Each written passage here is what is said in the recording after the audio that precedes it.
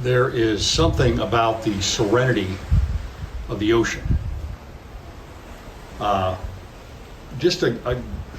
know it can be incredibly powerful. I've been in the ocean when it has been very powerful and in fairly high seas.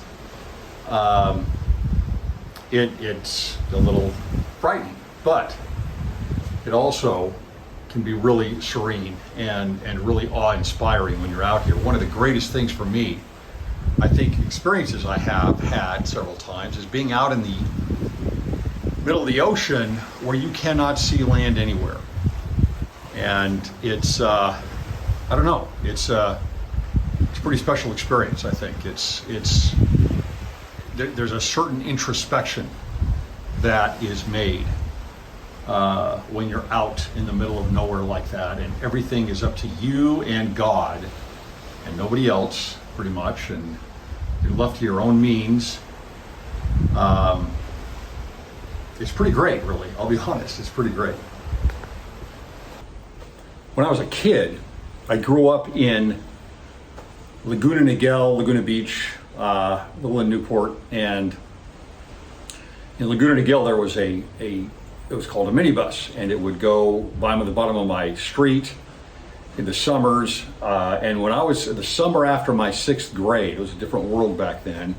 Talk about the lack of safetyism with parents. I left to the beach every morning. I'd say 3 or 4 days a week in the summers, starting in my 6th grade year, and we would that minibus would take us down to Salt Creek, which is a great beach. It's now a public beach. There's a park there and a lot of other things. When I was going down there was simply just a little road, a parking lot and a road that went down to the bottom, and it had a couple of concession stands and of course the lifeguard stations there. And I'd go by myself. I'd call my friend up. He was down a few more stops for the bus, and so we'd join each other on the minibus and go down to Salt Creek and body surf, and you'd take a fin, one of your Churchills, and maybe a boogie board. I got into that a couple of summers, but I always just loved the bodyboarding, the body surfing more than anything else. I didn't have to bring anything with me, and of course, being young and not having a car, back then it was difficult to bring, for me, still being a small critter, to bring a surfboard at the time. So it was great. It was incredible. But later on, as I got into surfing a little bit more, the same kind of feeling you get. You go out into the water in between the sets that come in, and you're just sitting out there on your board, out in the ocean. It's a great feeling. There is a certain peace and serenity that is as much a part of the experience of going out and surfing as actually when you're actually surfing the waves. But I've been out when I went to high school in a couple of places. One of them was in Dana Point, and the other was in Newport Beach. And in Dana Point, one of my good buddies, his parents had a 29-foot Erickson, a sailboat, and I was really into sailing. And I took at the Sea Scout base in Newport. I took lessons. Was out on the little Sabbats at first. The following year, I was out on laser 14s, and got into lasers and Lidos, and did all the small boats. And then we take this 29-foot Erickson out, just me and my buddy, and sometimes a couple of other buddies. And it was great. His parents had no problem with us taking it out. We knew what we were doing. It's a single hull boat, and so it's got a galley. It's got its own head. It's got its it's got one main cabin, and then it's got probably enough sleeping quarters for 7, as I recall. The most that ever went out was 4 guys at a time that we go out. But the harbor, Dana Point Harbor, where the 29-foot Erickson was moored there, it was at a dock actually, but it was just down the hill from the high school. And so we'd sometimes, if it was really rough, which is rare out there in the Pacific, right? When it was a pretty rough storm, we'd run out there and go down and get down on that sailboat and take it out and just have some fun in the rough seas. And it's just an adventure. Again, it's just you against everything out there. I'm sure guys that go out and do this in the wilderness, up in the mountains, have the same kind of rush, where you're just you out there, and there's that you're facing reality and danger to a certain degree. You're pretty well prepared, hopefully, and so it's not just, you're throwing yourself out there in kind of a foolish way. You know what you're doing, but it's obviously very attention grabbing when you're in that kind of situation, or if you're in the wilderness and you have wild animals and you have a confrontation with a wild animal, then there's a lot of real reality that faces you at that time. And that's the way it was when we would go out in the boat. But sometimes we would take that boat and sail out into the waters, and we'd go out where you could not see land, and it's just such a great thing to go out and there's no land around you. And again, it's just that feeling of there's a serenity. If I know some people that really would freak them out, and you'd be really worried about that, but there is a real peace to that, and a real sense of command and fulfillment to me, of knowing that I know what to do, I'm prepared for what might come, and I know I have navigation skills, so I'm not concerned at all, right? There's nothing there, but it's me out in the middle of the ocean, or me versus the ocean. And that's an exciting thing for me. I used to also go down sometimes, and when I couldn't go out with my buddy, I'd go down to the harbor, and there was a 24-foot sailboat. Still had a single hull, and but it had a covered hull. So you'd go down, and there was a small, tiny little galley and a small head, and then there's maybe a room for two people, right, to sleep in it. And but it was pretty small. I mean, very different from the 29-foot Erickson. Very different feel. But it's really just a harbor boat. So they would rent it out, and you'd take it out to just kind of run through around the harbor, right? And Data Point Harbor, you just kind of go in a square. There, it's a small harbor. But of course, I would take that thing, I'd rent it for a half day or for a full day, and go out as far as I could go, and go out of the harbor and take it out of the open ocean and have some fun with it. It's an incredible experience. If you haven't been sailing, it might be something, if you're near the water, you ought to consider. And it's different than taking out a motor yacht. It's you and nature, and that's it. It's a fun experience.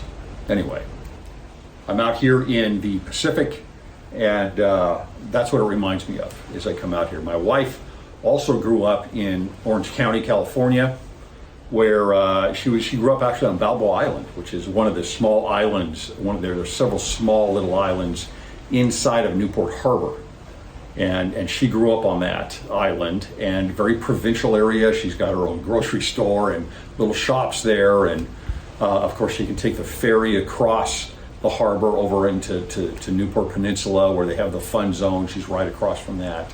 Was right across from that, and we actually lived there for a little bit when we were very first married. And so she loves to get away as well and get out to the ocean. It's hard.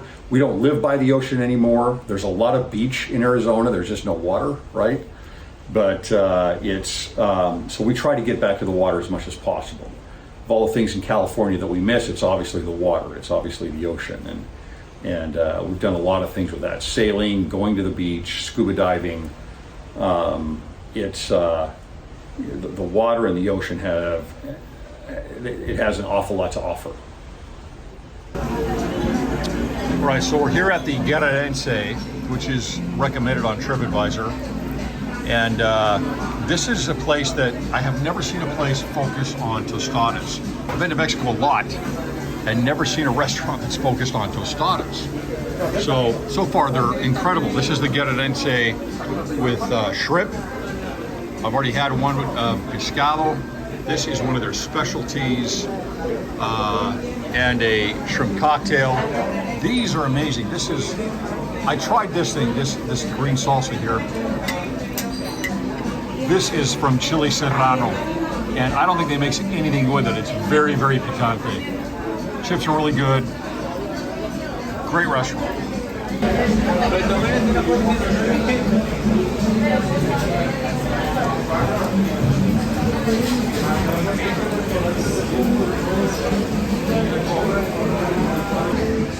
Apparently the shells is the representation for a women's bathroom, and the shrimp over here is for the men's bathroom. No other distinctions here. I guess right though, going in. This place really was pretty amazing. Again, never seen anything where you focus in on the Tostadas as your main, you got Anthony Bourdain here, who's come here, but pretty great place. The food was incredible. All of the Tostadas were really good, but there was one called the Singapore that had octopus, scallops, shrimp, crab, and a few other things on it. I would call that a little bit of heaven on earth. That was like the celestial tostada. This is the street tostada section of the same restaurant. It was packed earlier today. Really good. So we kept going past the tourist area and found these other restaurants that were almost 100% full of Mexicans, which is one of those we chose as the tostada place. That's how you can tell good Mexican food, good authentic Mexican food. And that's in any city. Look for where all the Mexicans go. That's the best food. Out here with in the tourist area, it's not going to be the same thing. Mostly bars and thanks, gracias. And a lot of cheap products that you're going to find everywhere on the streets. So every time I come back to, whether it's Mexico or, well, I've been to several parts of Latin America, or on the reservation in the US, you start wondering about the prophecy of blossoming like the rose. You know, and what does that mean, to blossom like the rose? The Lamanites will blossom like the rose. Is it a small, specific group of First Nation people in the Americas? Is it all of the First Nation people in Americas? Is it going to come in a small geographic area and mass conversion, and is it political? In other words, do the Latin American countries and those First Nation Native Americans of the United States and Canada and so on all of a sudden rise to prominence in their political structures, and their countries become, their GDP grows and their political cachet grows internationally? I sort of always thought before, until more recently, and I think it's interesting. I did you may have seen a recent podcast I did with Andrea Hales, who's a Native American and runs a Latter-day Saint Native American podcast, Faithful Latter-day Saint podcast. And, you know, I asked her about that. You know, what does this mean to you, that the Lamanites are going to blossom like a rose? Do you feel an affiliation with this, an affinity to the prophecy of the Lamanites are going to blossom like the rose? And she said, yes. I said, well, how is that going to manifest? How is that going to happen? Because I go to Mexico and I go to these other places, and it's like this. I don't see this. I do not see how this is possible. And believe me, I've got a huge place in my heart for the Latinos, right? It's huge. I've got go to my personal Facebook page to see, you know, how many Latinos are actually friends of mine on there from my mission and beyond, and families and others that you know that I'm always been close to for over 30 years. And I love the food. I love the culture. I've been to numerous different places. I love it. You know, I just it's a part of me. And yet I see all these beautiful things in their culture, but I don't see how they're going to blossom like the rose, not at any time in the near future. But, you know, what she had said, and this is, I've heard this before, but it's, what she had said is that she believes that the blossoming of the rose is going to happen from the testifying of Christ. That maybe as the Gentiles are going to reach the end of their time, which is not difficult to see. It may be difficult to see the blossoming of the rose by the Lamanites, but it is not difficult to see the end time of the Gentiles right now. And so if that's the case, maybe it's that they are going to blossom as a rose in their testimony of Jesus Christ. And they're going to be able to testify of him to others, including the Gentiles. And where, air quotes, the Gentiles or Ephraim has brought the gospel to Manasseh, so to speak, maybe now it's going to be the reverse. Maybe it's Manasseh that is going to flourish with the church, and they are going to bring it back to the Gentiles to some degree. And the first shall be last, and the last shall be first, right?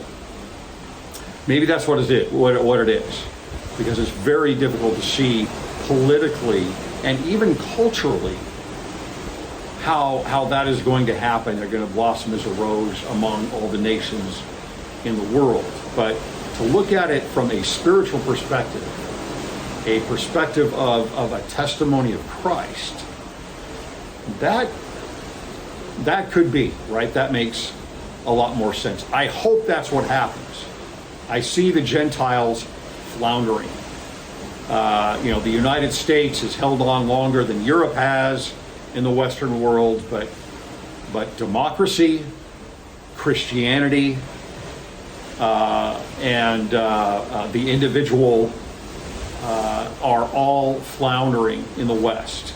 You go to the churches in Europe and their museums. That is starting to happen in the U.S. as those that are professed to a specific religion or a belief in Christianity or any church continues to drop. As the family, most importantly, as the family falls apart, as I believe that critical social justice, right, is a major point of contention, and if we graduate fully into critical social justice, the family's doomed. It's not going to be anything like it was before, the traditional family. And you can see this starting to rip us apart. Previously it was other sins and pride, and of course that's still there, but this ideology of identitarianism is directed specifically at the traditional family. And that is what has held up the United States. That is what has held up Christianity overall. You take that away, it's all going to fall apart. And maybe the Lamanites, air quotes, are going to have a stronger family structure. And they're going to be able to build a stronger spiritual base among their people as compared to what the Gentiles are going to be doing going forward. That would not be a surprise to me at all. Thanks for taking a little trip with me and listening. Talk to you next time.